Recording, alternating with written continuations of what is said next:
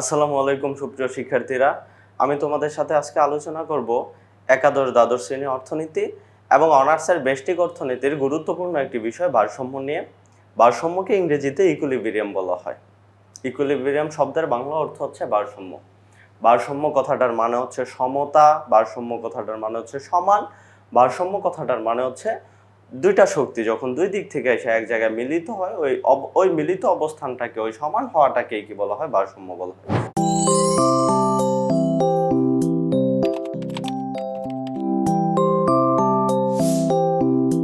তাহলে সংজ্ঞাটা কি দেখো, বলছে যে দুটি বিপরীতমুখী শক্তি পারস্পরিক ক্রিয়া প্রতিক্রিয়ার ফলে স্থির অবস্থায় উপনীত হওয়াকে ভারসাম্য বলে। তাহলে দুইটা শক্তি যখন দুই দিক থেকে এসে এক জায়গায় মিলিত হয়, এক জায়গায় সমান হয়, ওই অবস্থাটাকে অর্থনীতিতে ভারসাম্য বলে।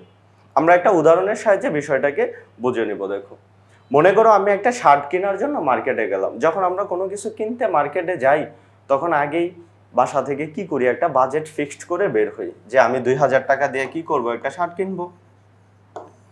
পরে মার্কেটে গেলাম, যে দোকানে একটা শার্ট দেখলাম, বিক্রেতার কাছে শার্টের দাম জিজ্ঞাসা করলাম, ভাই শার্টের দাম কত?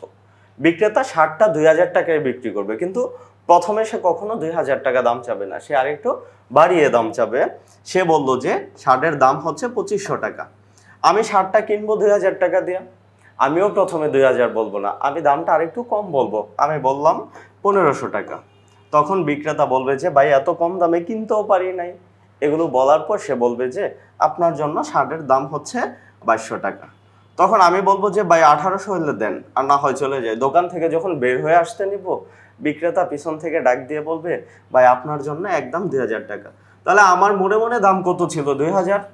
এখন বিক্রেতার দামও হচ্ছে 2000।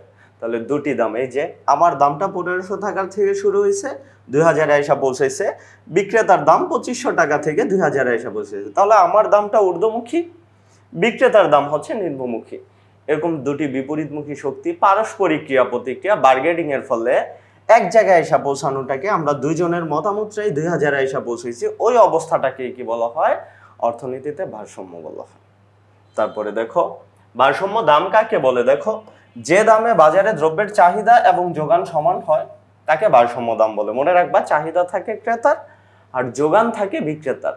তাহলে এই 2000 টাকা দামে আমি একটা শার্ট কেনার জন্য আগ্রহ প্রকাশ করছি, বিক্রেতাও একটা শার্ট বিক্রি করার জন্য আগ্রহ প্রকাশ করছে। তার মানে 2000 টাকা দামে আমার চাহিদা এবং বিক্রেতার যোগান সমান, তাই এই 2000 টাকা দামকেই বলা হবে ভারসাম্য দাম। আবার ভারসাম্য পরিমাণ কাকে বলে? বলছে যে কোনো নির্দিষ্ট দামে, একটা নির্ধারিত দামে, এখানে নির্ধারিত দাম হচ্ছে 2000 টাকা, নির্ধারিত দামে যতটুকু দ্রব্য ক্রয় বিক্রয় হয় তাকে বলা হয় ভারসাম্য পরিমাণ। তাহলে এই 2000 টাকা দামে বিক্রেতা একটা শার্ট বিক্রি করছে, আমিও একটা শার্ট কি করছি? ক্রয় করছি। তার মানে আমার চাহিদা বিক্রেতার যোগান সমান, একটা দ্রব্য ক্রয় বিক্রয় হয়েছে, এই এক একককেই বলা হবে ভারসাম্য পরিমাণ। চলো তাহলে গাণিতিক পদ্ধতি, তালিকা পদ্ধতি এবং চিত্রের সাহায্যে আমরা ভারসাম্য দাম পরিমাণ নির্ণয় শিখি। দেখো, এখানে দুটি অপেক্ষক দেওয়া আছে। প্রথমে QD is equal to 25 minus 5p, এটা হচ্ছে আমরা জানি চাহিদা অপেক্ষক, এবং QS is equal to 5 plus 5p, এটা হচ্ছে যোগান অপেক্ষক। এখন দুইটা অপেক্ষক থেকে আমরা তিনটা পদ্ধতিতে ভারসাম্য দাম পরিমাণ নির্ণয় শিখব। প্রথমে হচ্ছে গাণিতিক পদ্ধতি। গাণিতিক পদ্ধতিতে মনে রাখবা, ভারসাম্য অবস্থায় আমরা জানি ভারসাম্য কথাটার মানে হচ্ছে স্থির। তাহলে ভারসাম্য অবস্থায় চাহিদা এবং যোগান সবসময় সমান হবে। ভারসাম্য অবস্থায়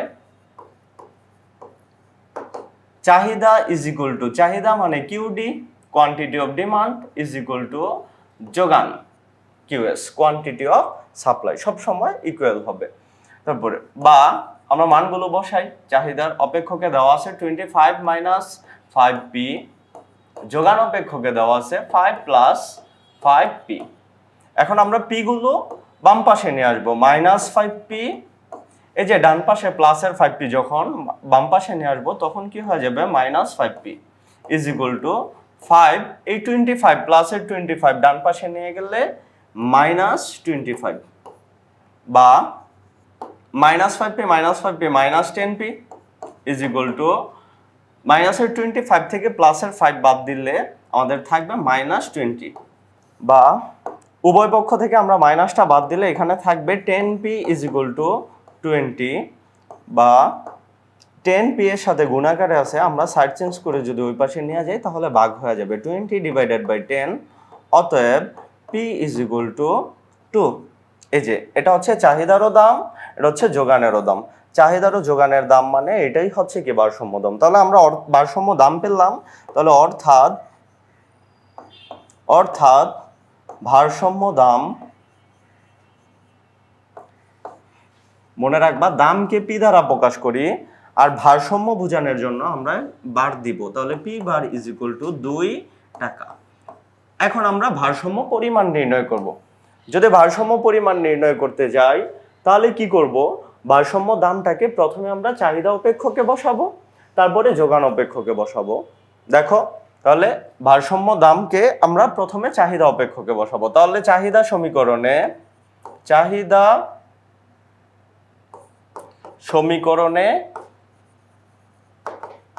বসাই। চাহিদা সমীকরণ বা অপেক্ষকটা কি ছিল? QD = 25 - 5 × P = 25 - 5 × আমরা P এর মান পেলাম, ভারসাম্য দাম পেলাম 2, তাহলে P এর জায়গায় 2 বসাবো, তাহলে কত হয়? 15। আবার আমরা ভারসাম্য দামটাকে যোগান সমীকরণে বসাবো, যোগান সমীকরণে বসাই। তাহলে যোগান সমীকরণটা কি ছিল? QS = 5 + 5P = 5 + 5 আমরা P এর মান ভারসাম্য দাম কত পেয়েছিলাম? 2, তাহলে এখানে P এর জায়গায় 2 বসাবো, = কত হবে? 15। তাহলে আমরা QD পেলাম 15 এবং QS পেলাম 15, তাহলে QD এবং QS সমান, অর্থাৎ আমার ভারসাম্য পরিমাণ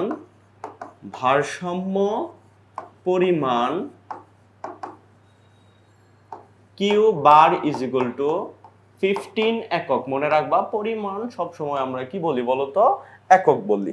চলো তাহলে বিষয়টিকে আমরা এখন তালিকা এবং চিত্রের সাহায্যে দেখে নিই। উপরে চাহিদা অপেক্ষক আছে QD = 25 - 5P, নিচে যোগান অপেক্ষক QS = 5 + 5P।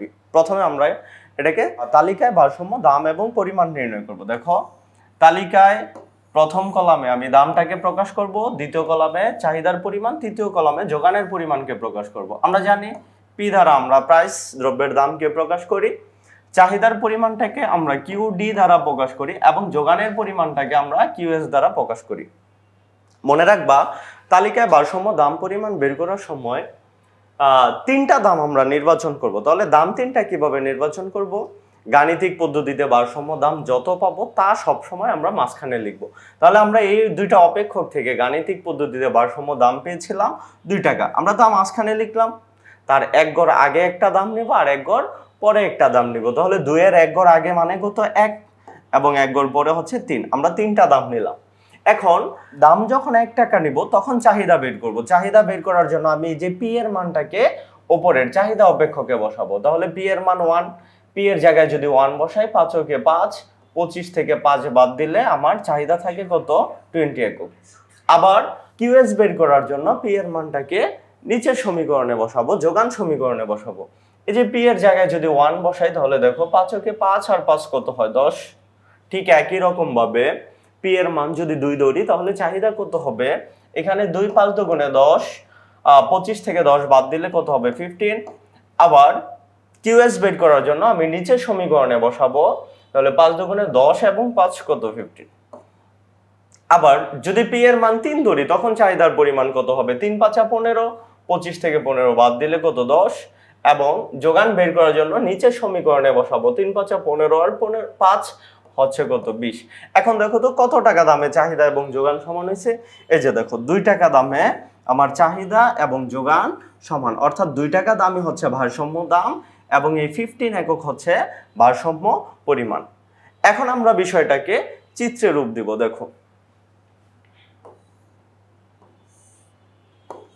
ভূমিতে চাহিদা এবং যোগানের পরিমাণ আমি Q দ্বারা প্রকাশ করলাম এবং লম্বতে দ্রব্যের দামকে P দ্বারা প্রকাশ করলাম। দাম আমার 1 টাকা থেকে শুরু 3 টাকা পর্যন্ত আছে, তাহলে এই যে 0 থেকে 1, তারপরে 2, তারপরে 3, আমরা 3টা ঘর কাটলাম, 1 2 3। ভূমি অক্ষে আমার চাহিদা এবং যোগানের পরিমাণ, চাহিদা এবং যোগান দুইটার মধ্যে সর্বোচ্চ পরিমাণ হচ্ছে 20। তাহলে আমি কি করব, 5 10 15 20, 5 5 ব্যবধানে আমি 4টা ঘর কাটলাম। প্রথমে চাহিদা রেখা ডাকবো। দেখো, দ্রব্যের দাম যখন 1 টাকা তখন চাহিদার পরিমাণ 20 একক। এই 1 যাবে 20 বরাবর, 20 যাবে 1 বরাবর। দ্রব্যের দাম যখন 2 টাকা তখন চাহিদার পরিমাণ 15 একক। 2 যাবে 15 বরাবর, 15 যাবে 2 বরাবর, এটা একটা বিন্দু। দাম যখন 3 টাকা তখন চাহিদার পরিমাণ 10 একক। 3 যাবে 10 বরাবর, 10 যাবে 3 বরাবর, এটা একটা বিন্দু। এই যে 3টা বিন্দু যোগ করে আমরা যে রেখা পাবো, এটা হচ্ছে ডিমান্ড কার্ভ, চাহিদা রেখা। চাহিদা রেখাকে আমরা ডিডি দ্বারা প্রকাশ করি। আবার একই চিত্রে যোগান রেখাটা আঁকবো। দ্রব্যের দাম যখন 1 টাকা তখন যোগানের পরিমাণ হচ্ছে 10 একক। এই যে 1 যাবে 10 বরাবর, 10 যাবে 1 বরাবর, তার মানে এটা একটা বিন্দু।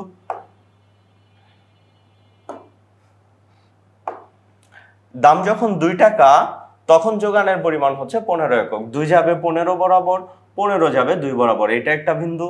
দাম যখন 3 টাকা তখন যোগানের পরিমাণ হচ্ছে 20 একক। এই যে 3 যাবে 20 বরাবর, 20 যাবে 3 বরাবর, এটা একটা বিন্দু। তাহলে আমরা নতুন কয়টা বিন্দু পেলাম? 3টা। এই নতুন 3টা বিন্দু যোগ করে যে রেখা পাবো, এটা হচ্ছে সাপ্লাই কার্ভ, যোগান রেখা। আমার ডিডি চাহিদা রেখা এবং এসএস যোগান রেখা পরস্পর এই বিন্দুতে মিলিত হয়েছে, অর্থাৎ এই বিন্দুটাই হচ্ছে ভারসাম্য বিন্দু। দেখো, এই বিন্দুতে ভূমি অক্ষে পরিমাণ, ভারসাম্য পরিমাণ কত একক? 15 একক, এবং লম্ব অক্ষে ভারসাম্য দাম হচ্ছে 2 টাকা। আমরা গাণিতিক পদ্ধতিতে ভারসাম্য দাম পেয়েছিলাম 2 টাকা এবং ভারসাম্য পরিমাণ পেয়েছিলাম 15 একক। আমার তালিকায় ভারসাম্য দাম 2 টাকা, ভারসাম্য পরিমাণ 15 একক, এবং চিত্রে ভারসাম্য দাম 2 টাকা, ভারসাম্য পরিমাণ হচ্ছে 15 একক। তাহলে আমরা ডিডি চাহিদা রেখা পেলাম এবং এসএস যোগান রেখা পেলাম। তাহলে চিত্রের বিশ্লেষণটা কিভাবে হবে দেখো, মনে রাখবা, উপরের চিত্রে ভূমি অক্ষে চাহিদা এবং যোগানের পরিমাণটাকে আমরা কিউ দ্বারা প্রকাশ করছি এবং লম্ব অক্ষে দামটাকে পি দ্বারা প্রকাশ করছি। তারপর ডিডি চাহিদা রেখা পেলাম এবং এসএস যোগান রেখা। ডিডি চাহিদা রেখা এবং এসএস যোগান রেখা পরস্পর এই বিন্দুতে মিলিত হয়, অর্থাৎ এই বিন্দুটাকেই বলবো আমরা ভারসাম্য বিন্দু। এই ভারসাম্য বিন্দুতে বা এই বিন্দুতে আমার ভূমি অক্ষে ভারসাম্য পরিমাণ 15 একক এবং লম্ব অক্ষে ভারসাম্য দাম হচ্ছে 2 টাকা। অর্থনীতির বাকি বিষয়গুলো সহজ এবং সুন্দরভাবে বোঝার জন্য আমাদের সাথেই থাকবে।